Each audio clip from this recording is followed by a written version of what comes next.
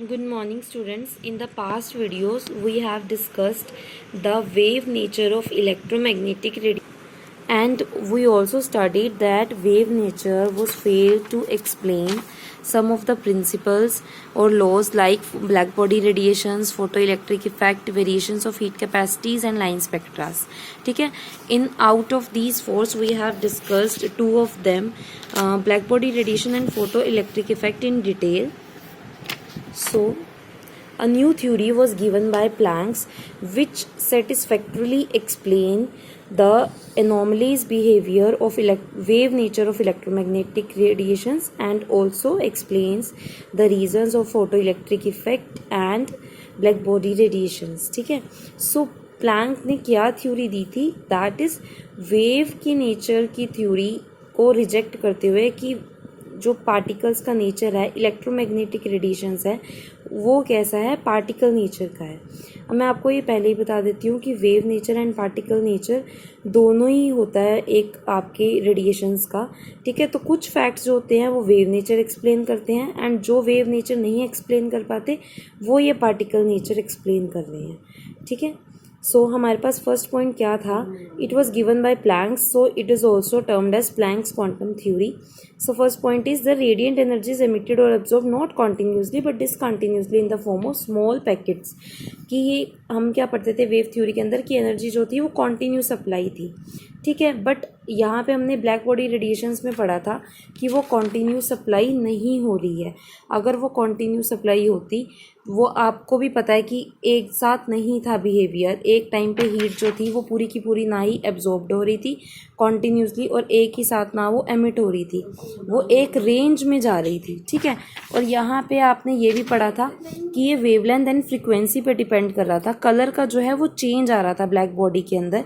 जब वो radiations emit कर रही थी, एब्जॉर्ब कर रही थी, तो उसकी जो फ्रीक्वेंसी है, कलर का जो है चेंज आ रहा था. कलर चेंज तभी होता है जब फ्रीक्वेंसी या वेवलेंथ में चेंज आए, बिकॉज हर एक कलर की एक पर्टिकुलर फ्रीक्वेंसी और वेवलेंथ होती है. ठीक है. सो यहाँ पे पर आपकी वेव थ्योरी फ्रीक्वेंसी पे डिपेंड ही नहीं थी. सो इसलिए वो क्या कहती थी कि ये वेव थ्योरी जो है वो आपकी फ्रीक्वेंसी पे डिपेंड नहीं करती है और इस वजह से वो ब्लैक बॉडी रेडिएशन के फैक्ट को एक्सप्लेन नहीं कर पाई थी, उसके चेंज इन कलर को भी एक्सप्लेन नहीं कर पाई थी. ठीक है. सो यहाँ पे आपके पास था कि एनर्जी जो है कॉन्टीन्यूसली एंड डिसकॉन्टीन्यूस है और इन छोटे छोटे एनर्जी के पैकेट्स की फॉर्म में एनर्जी सप्लाई होती है और इन छोटे छोटे एनर्जी के पैकेट्स को हम क्या कहते हैं? पार्टिकल्स के पैकेट्स को, एनर्जी पैकेट्स को क्वांटम. और अगर लाइट का केस आप लेके चल रहे हो तो वो जो एनर्जी होगी उसको हम क्या कहेंगे? फोटोन्स. ठीक है. सो इसके साथ अब हमारे पास नेक्स्ट पॉइंट क्या था? अब फोटोन की एनर्जी किसके इक्वल होती है? वो उसकी फ्रीक्वेंसी के प्रोपोर्शनल होती है. जितनी ही उसकी ज़्यादा फ्रीक्वेंसी है उतनी ज़्यादा उस फोटोन की एनर्जी है. सो प्रोपोर्शनैलिटी का साइन जब भी हटता है क्या आता है? हमेशा इक्वल्स टू के बाद एक constant value where h is taken as constant and is known as Planck's constant and उसकी ये फिक्स्ड वैल्यू है जो आपको न्यूमेरिकल्स के लिए लर्न होनी चाहिए. सो अगर आपके पास total amount of energy emitted और absorb by body will be some whole number, मतलब आपके कुछ का इंटीजर वैल्यू है आपके पास कि इतने पैकेट्स एनर्जी फोटोन्स एब्जॉर्ब हो रहे हैं या एनर्जी पैकेट्स एब्जॉर्ब हो रहे हैं. सो वहाँ पे आप क्या करोगे? उस इंटीग्रल वैल्यू को मल्टीप्लाई कर दोगे n. ठीक है. So E equals to NH nu. ये आपकी क्या है? प्लैंक्स क्वांटम थ्योरी का लॉ. अब यही हमने क्या किया था?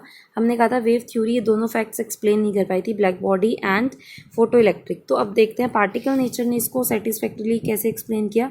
यही कि आपके पास क्या था? पार्टिकल नेचर का होने की वजह से वो किस पे डिपेंड करता है कि एक तो हमने यही पढ़ा कि वो डिसकॉन्टीन्यूसली है एंड वो दूसरा किस पे डिपेंड करता है? उसके फ्रिक्वेंसी पे.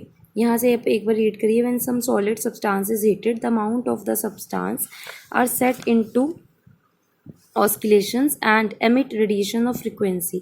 कि जब आप किसी को हीट करते हो सब्सटेंस को, ब्लैक बॉडी को, तो उसके जो पार्टिकल्स हैं वो एनर्जी लेके क्या करते हैं? अपनी पोजीशन पे ऑसिलेट करते हैं, आपको पता है. ठीक है. एनर्जी आ जाती है तो उसके पास क्या होगा? वो उसके बाद अपनी कुछ एनर्जी लेके वो ऑस्किलेट करेंगे अपनी मेन पोजीशन पे. ठीक है. अब क्योंकि वो मेटल से बना तो अपनी पोजीशन तो लीव करके जाएगा नहीं कॉन्स्टिट्यूएंट पार्टिकल, तो अपनी पोजीशन पे पड़े पड़े क्या करेंगे? वो वाइब्रेट करेंगे. ठीक है. सो एंड एमिट रेडिएशंस, और वो रेडिएशंस एमिट करते हैं विद फ्रिक्वेंसी, कुछ एक पर्टिकुलर फ्रिक्वेंसी की। जब आप हीटिंग कंटिन्यू करते रहते हो और ज़्यादा आप एनर्जी ट्रांसफ़र उसको कर ही जा रहे हो, हीट दे ही जा रहे हो, तो क्या होगा, रेडिएशंस भी कैसी एमिट होंगी, हाई एनर्जी की एमिट होती जाएंगी और उनकी फ्रिक्वेंसी भी हाई होती जाएगी। ठीक है, आपने फ्रिक्वेंसी की डिफाइन ही यही पढ़ी थी कि एक पॉइंट पे कितनी रेडिएशंस पास हो रही हैं पर सेकंड। तो वही आप उसको जितनी ज़्यादा हीट देते गए उस पॉइंट से उतनी ज़्यादा रेडिएशंस पास करती गई एंड उस पॉइंट की फ्रिक्वेंसी उतनी ही ज़्यादा बढ़ती गई। एंड फ्रिक्वेंसी के बढ़ने की वजह से सबसे पहले जो रेडिएशंस का कलर आया वो क्या हुआ, रेड, और उसके बाद जैसे जैसे रेडिएशन इंक्रीज़ होती गई कलर येलो हुआ एंड सो ऑन। जैसे जैसे आपके पास रेडिएशन फ्रिक्वेंसी बढ़ती जाएगी रेडिएशंस की, कलर क्या होता जाएगा, हायर फ्रिक्वेंसी की तरफ चेंज होता जाएगा। जो उस पर्टिकुलर फ्रिक्वेंसी का कलर है वो उतना चेंज बढ़ता जाएगा, चेंज होता जाएगा। तो ये तभी हो सकता है जब वो पार्टिकल नेचर का हो। सो नेक्स्ट हमारे पास क्या था, फोटो इलेक्ट्रिक इफेक्ट, क्योंकि वेव थ्योरी तो डिपेंड ही नहीं करती थी फ्रिक्वेंसी के ऊपर, पार्टिकल्स जो हैं वो डिपेंड करते हैं आपकी फ्रिक्वेंसी के ऊपर। दैट्स वाई ये आपका जो है प्लैंक्स क्वांटम थ्योरी से एक्सप्लेन कर पाती है बट वेव थ्योरी नहीं कर पाएगी। सो फोटो इलेक्ट्रिक इफेक्ट तो हमने इसको थ्योरी में ही पढ़ लिया था कि यहाँ पे फोटो इलेक्ट्रिक इफेक्ट के अंदर मेटल के सरफेस से इजेक्शन होती है आपके इलेक्ट्रॉन की। अब इलेक्ट्रॉन की इजेक्शन तभी होगी जब हमने डिफाइन ही यही पढ़ी थी, when radiations of a particular energy, ठीक है, suitable frequency falls on the metal surface, and उस पर्टिकुलर मिनिमम फ्रिक्वेंसी को हमने क्या नेम दिया था, थ्रेशोल्ड फ्रिक्वेंसी। तो ये तो डायरेक्टली डिपेंडेंट है फ्रिक्वेंसी के, और फ्रिक्वेंसी पे डिपेंडेंट है, दैट मीन्स ये पार्टिकल नेचर को फेवर कर रही है, क्योंकि वेव नेचर जो है वो फ्रिक्वेंसी के इंडिपेंडेंट रहता है। ठीक है, सो पार्टिकल नेचर है तभी वो कह रहे हैं कि एक पर्टिकुलर फ्रिक्वेंसी की रेडिएशंस ही उसको इजेक्ट आउट कर पाएंगे इलेक्ट्रॉन्स को। फर्दर हमने ये पढ़ा था कि इजेक्शन करने के बाद कुछ अमाउंट में वो जो इलेक्ट्रॉन है वो मूव करता है। अब इलेक्ट्रॉन मूव तब कर रहा है जब उसके पास कुछ काइनेटिक एनर्जी है, ये मैंने आपको वहाँ बताया था कि जब वो फ्रिक्वेंसी से, दैट मीन्स अब कुछ फ्रिक्वेंसी की रेडिएशन है, दैट मीन्स उसकी न्यू जो हमने ले ली वो उसकी थ्रेशोल्ड फ्रिक्वेंसी ले ली। थ्रेशोल्ड फ्रिक्वेंसी जब आप थ्रेशोल्ड फ्रिक्वेंसी की रेडिएशन जब फॉल करेंगी तब इजेक्शन होगी इलेक्ट्रॉन की। थ्रेशोल्ड फ्रिक्वेंसी की रेडिएशन है, दैट मीन्स उसकी एनर्जी कितनी होगी, ई न्यू बार, मतलब एनर्जी इस एच न्यू बार, एनर्जी क्या होगी उसकी अगर H new bar, that is threshold energy होगी। अब ये क्या करेगा, कुछ अमाउंट में जो है एनर्जी जो है वो उसको इजेक्शन में यूज़ होती है, and rest of the energy जो इजेक्शन के बाद हमने क्या कहा था, मिनिमम एनर्जी रिक्वायर्ड है, उस एनर्जी की ग्रेटर एनर्जी जब फॉल होगी तभी इजेक्शन होगी इलेक्ट्रॉन की। तो जो मिनिमम एनर्जी उसे इलेक्ट्रॉन को चाहिए वो लेके तो वो इजेक्ट आउट हो जाएगा, बाकी जो लेस अमाउंट में एनर्जी थोड़ी सी बचती है वो उसकी काइनेटिक एनर्जी में ट्रांसफ़र हो जाती है एंड वो इलेक्ट्रॉन मूव कर पाता है with that value of kinetic energy.